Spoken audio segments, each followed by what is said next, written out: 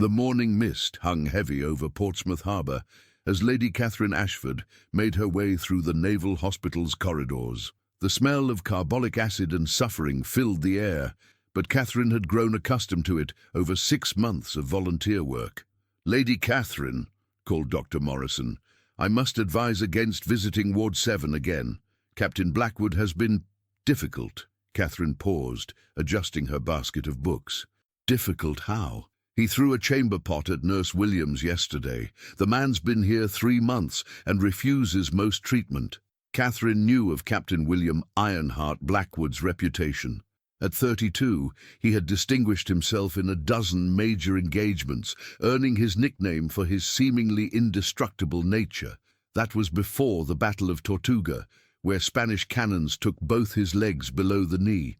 Perhaps Captain Blackwood simply needs a different approach. "Doctor," Morrison shook his head. "The man's convinced his life is over. Nothing we've tried has reached him." Ward 7 housed the most severely wounded officers.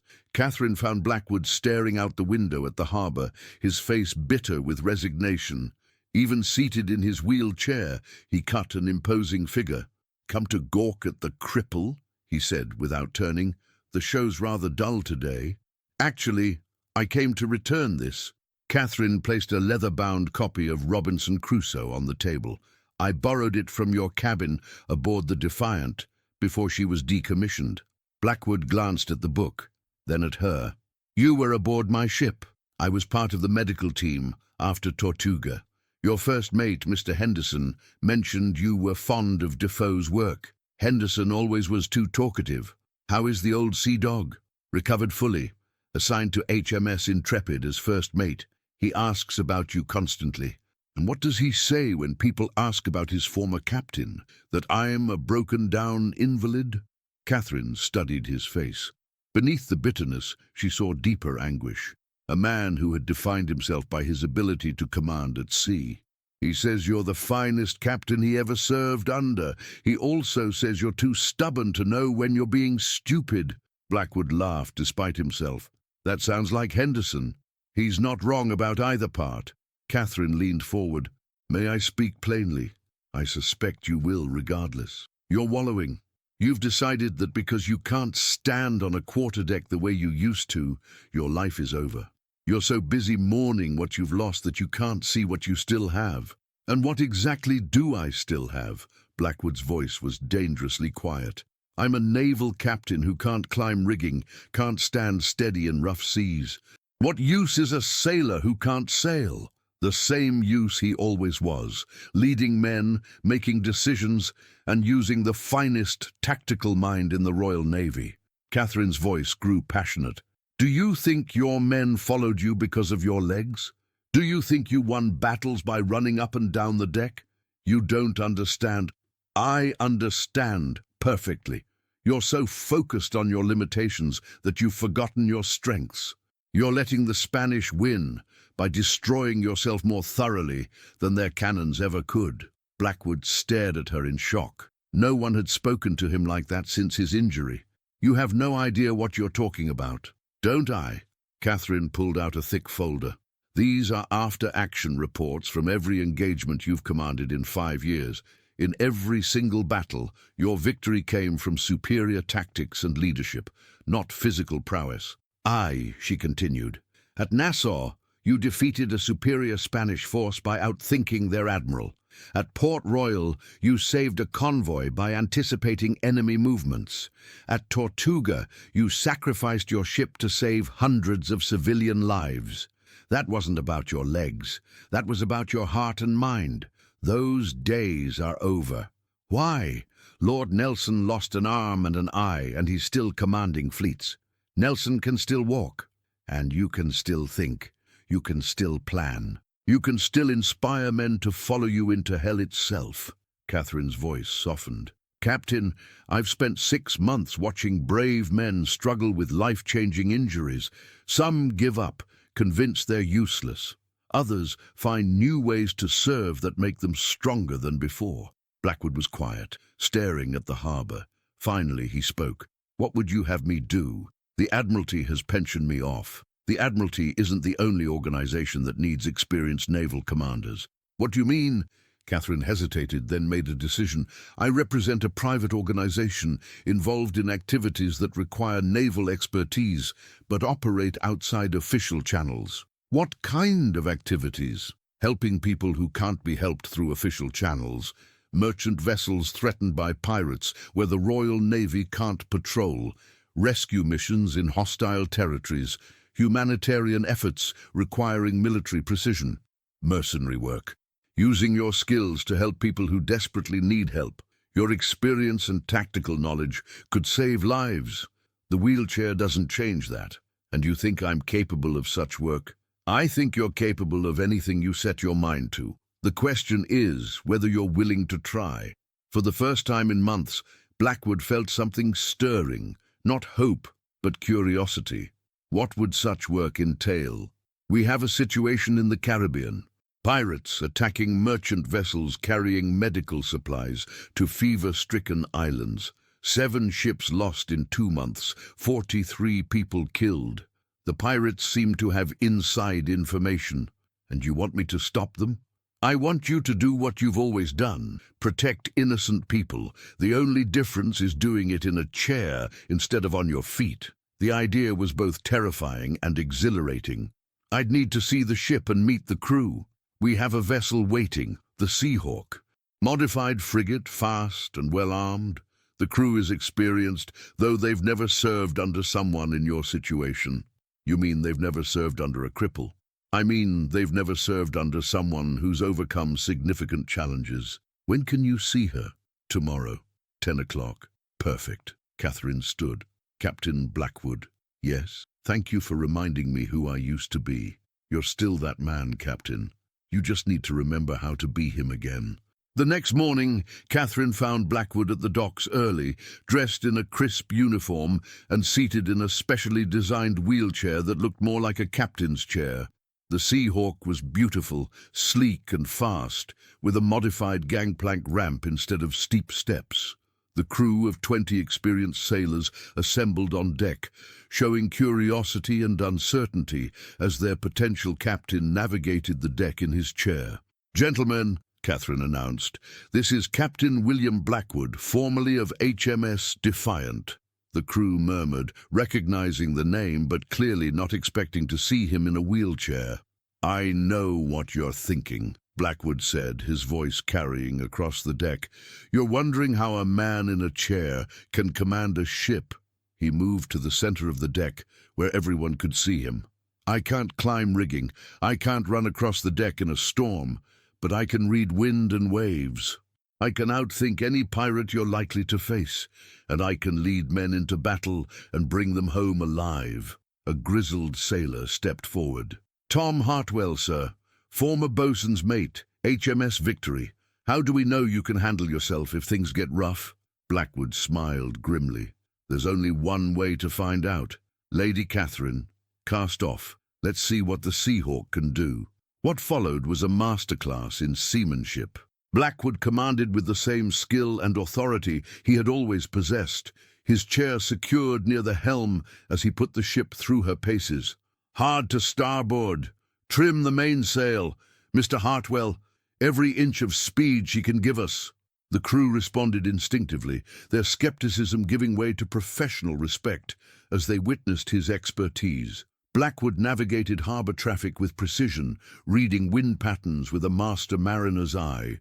By the time they returned 2 hours later, the crew's attitude had completely changed.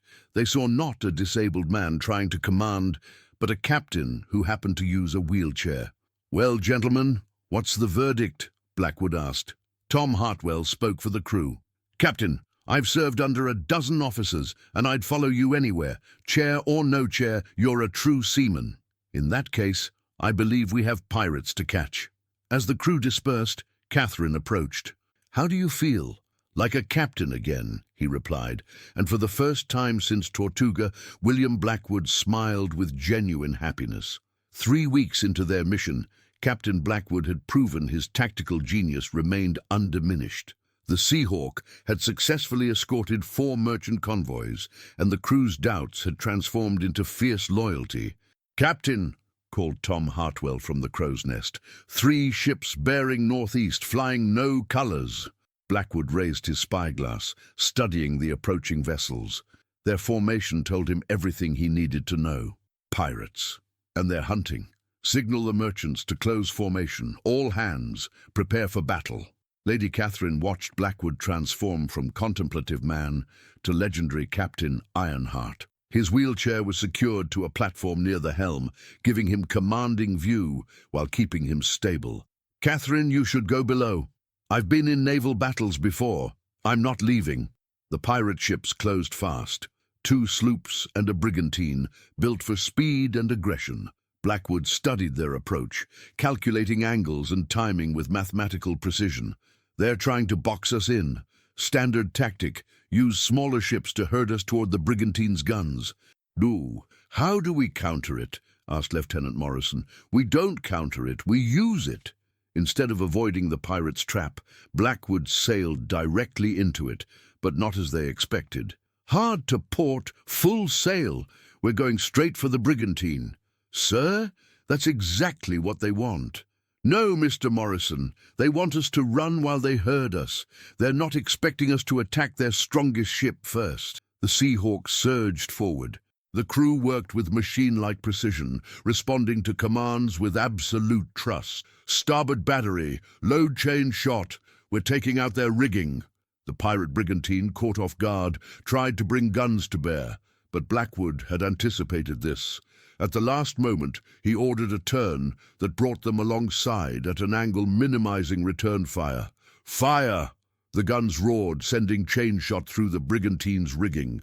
Sails shredded, masts splintered, and the pirate flagship was crippled. "Beautiful shooting," Catherine exclaimed. But Blackwood was already planning his next move. The 2 sloops were closing, their captains enraged. "Prepare boarding nets. Bring us about to face the sloops." "Both of them, sir. Both. They're angry, which means they're not thinking clearly." The sloops approached from different angles, trying to catch the Seahawk in crossfire. But Blackwood had positioned perfectly, using wind and superior seamanship to maintain advantage. "Wait for it. Now! Hard to starboard! All guns! Fire as you bear!" The Seahawk pivoted, bringing guns to bear on the first sloop while avoiding the second. The broadside was devastating, holding the pirate vessel below the waterline. The second sloop tried to break off, but Blackwood had anticipated this too. The pursuit was brief, but decisive. Within an hour, all 3 pirate vessels had been sunk or captured. "That was incredible," Catherine said, eyes bright with admiration. "I've never seen anything like it. Just basic tactics and good seamanship." There was nothing basic about turning a 3-to-1 disadvantage into complete victory without losing a single man. Tom Hartwell approached, beaming with pride. "Captain, the men wanted me to tell you, we've served under many officers, but we've never seen anything like what you just did." "It wasn't easy, Mr. Hartwell. When you can't rely on physical presence, you rely on your mind." "Well, sir, your mind is worth a dozen pairs of legs." As they resumed course, Blackwood reflected on how much had changed. 3 months ago, he'd been a broken man convinced his usefulness was over. Now he was commanding again, protecting lives, earning respect through competence. "You're thinking deep thoughts," Catherine observed, "about what you said that first day, about finding new ways to serve that make you stronger than before. And I think you were right. I'm not the same captain I was before Tortuga, but that's not necessarily bad." "How so?" "Before my injury, I relied heavily on physical presence, being everywhere, checking every detail. Now I've learned to delegate more, to trust my officers. I've developed new tactics that work with my limitations rather than against them. In some ways, it's made me a better leader." Their conversation was interrupted by commotion near the stern. A captured pirate was demanding to speak with the captain. "Says he has information about the medical supply attacks," reported Morrison. "Claims he knows who's feeding information to the pirates." The prisoner was a scarred man with veteran cutthroat looks, clearly desperate but with something genuine in his eyes. "What's your name?" Blackwood asked. "Jack Raven, formerly of the Black Serpent. You're Captain Ironheart Blackwood. I heard you were dead. Reports of my death have been exaggerated. What information do you have? There's someone in the colonial office feeding information to Captain Blood. Ship schedules, cargo manifests, escort details, everything he needs. Captain Blood? Catherine's face went pale. Are you certain? You know this pirate? Blackwood asked. By reputation. Thomas Blood is one of the most vicious pirates in the Caribbean. What makes you think there's a spy? Blackwood pressed. Because Blood knew about your mission before you left Portsmouth. He's been planning an ambush for days. If there was indeed a spy, it explained the pirates' success in targeting specific ships. Where is Captain Blood now? Tortuga. He's got 8 ships and over 300 men. He's planning something big, a final solution to Royal Navy interference. He's got backing from someone with serious money. A pirate fleet of that size, with inside information and financial backing, could wreak havoc throughout the Caribbean. Why are you telling us this? Because I'm tired of watching blood murder innocent people. I signed on for piracy, not massacre. What do you want in return? Safe passage to a neutral port. I just want out. Help us stop Captain Blood, and I'll give you safe passage and put in a word about your cooperation. After a moment's consideration, Raven nodded. Over the next hour, Raven provided detailed information about Blood's fleet, base, and planned attacks. The picture was deeply troubling, a coordinated campaign to terrorize the entire Caribbean into submission. We need to get this to the Admiralty immediately, Catherine said. Agreed, but we also need to act quickly. Waiting for authorization could cost hundreds of lives. What are you proposing? Blackwood was quiet, his tactical mind working through possibilities. When he spoke, his voice carried familiar determination. I'm proposing we do what we've always done. Protect innocent people. The Seahawk is fast and well-armed. With the right plan, we might disrupt Blood's operations before he can implement his scheme. That's incredibly dangerous. Blood has 8 ships to our 1. Numbers aren't everything. We have advantages, surprise, superior tactics, and righteousness of our cause. Catherine studied his face, seeing the familiar fire in his grey eyes. This was the man who had sacrificed his ship at Tortuga, who had refused to let disability end his career, who had just defeated 3 pirates with brilliant tactics. What do you need from me? Help me plan the most audacious naval operation of my career, Blackwood replied, with a grin that reminded her why they called him Ironheart. As the Seahawk changed course toward Tortuga, her crew prepared for their most dangerous mission. They were sailing toward confrontation with one of the Caribbean's most feared pirates, outnumbered 8-1, with only their captain's genius and their own courage. But watching Captain William Blackwood plan their assault, studying charts with the same intensity he'd always brought to battle, they felt absolute confidence in their leader. The man who had lost his legs in battle was about to prove that true strength comes not from what you can do with your body, but from what you're willing to do with your heart and mind. In the waters off Tortuga, that lesson would be written in cannon smoke and victory